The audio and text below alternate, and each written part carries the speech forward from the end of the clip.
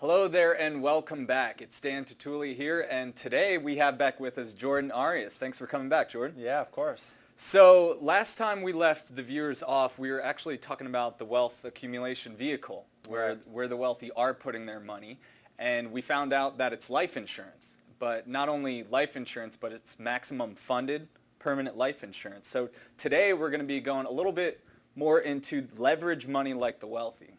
Yeah, and so what that title means, what we're referring to is we've shown how we maximum fund life insurance, how we accumulate our account values, but the important thing is how we take that distribution. How do we take money from those accounts? And so the purpose of today's video is to discuss how we borrow from those accounts, how we leverage that account.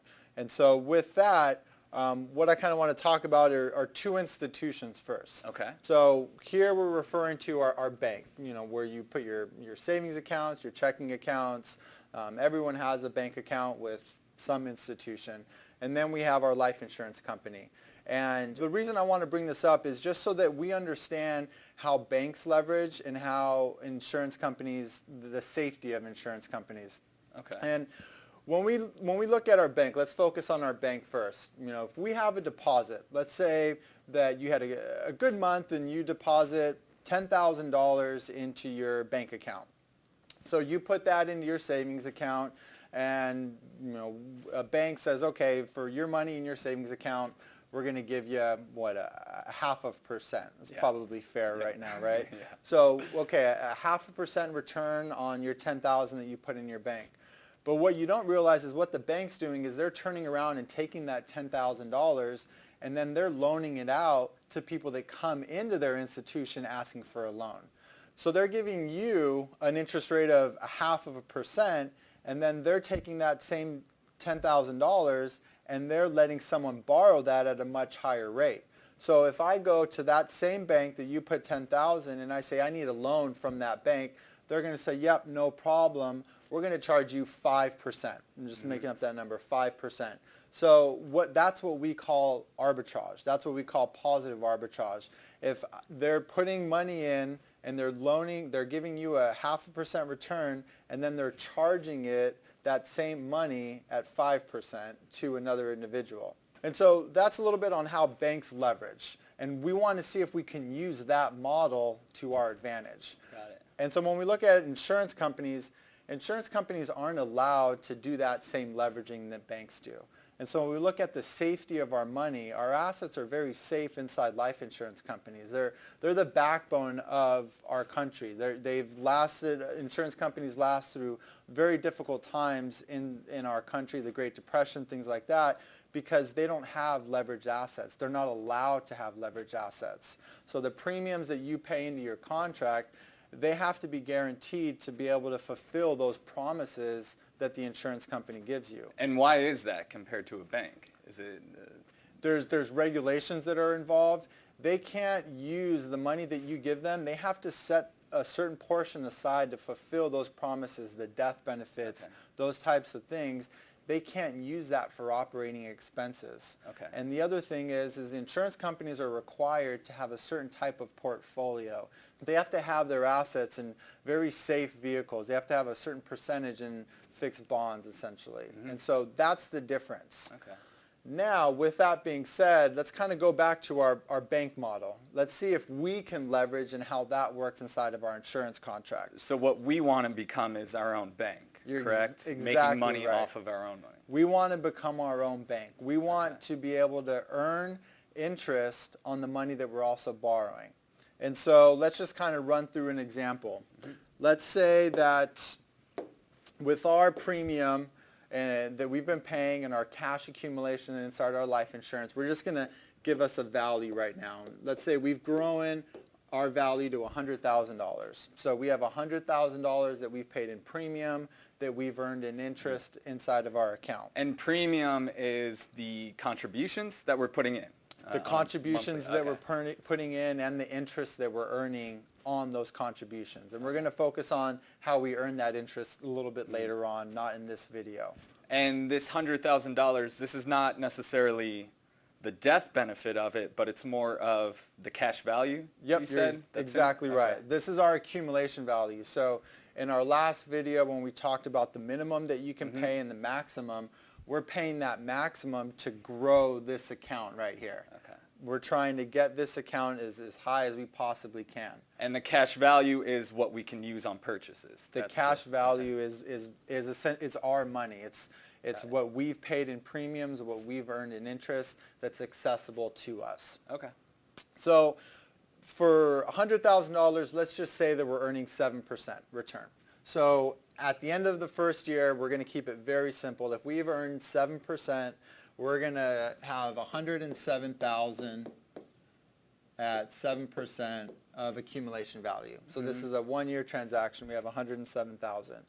Now, let's say that we do need capital. We need $10,000 from our account. And just like Kevin showed us in the saver and the spender and the wealth creator, you know, someone who saved up money would just then go into their savings account and take $10,000 out, and they would deplete this account from $100,000 to $90,000. They've taken that money out and they've lost the ability to earn interest on that money. So instead what we want to do is we want to still be able to earn interest on the full value so that we can get to that $107,000. Got it. So if we can borrow $10,000 at a lower rate than what we're averaging out, what we're returning, that's our positive arbitrage. That's how we're becoming our own bank. And that's what the insurance companies allow us to do. They allow us to borrow against our life insurance contract, not take a withdrawal out. We do have that opportunity, but we want to keep that money in that account so that we can continue earning interest off of it. Got it. So this green bucket refers to, that is our maximum funded permanent life insurance. This is from a year. Going from here to here, we've earned the 7% interest. However, within that year, we're going to take a loan out. Right. Of a $10,000 loan. Right. Okay. So we're going to refer to this as our accumulation value. So our accumulation value will be uninterrupted. It will continue to grow even if we take money even if we loan money or borrow money against our contract. Okay. So if we can then take a loan and that loan rate is 5%, now what we have here is a 2% arbitrage, a 2% positive arbitrage. We're earning at a higher rate than what we're borrowing. And not only are we earning at a higher rate than what we're borrowing, but we're earning on our initial value. So instead of us earning 7% on 90,000, we're earning 7% on our initial value, 100,000. Got it. And that would continue to happen. So in the following year, if let's say we earned another 7%, now we're earning 7% on 107,000, even though we've borrowed that 10,000. And when you say borrow, the value never goes down though. We use our life insurance policy as collateral. So what happens is we're earning interest on this amount, but we can also pay ourselves back.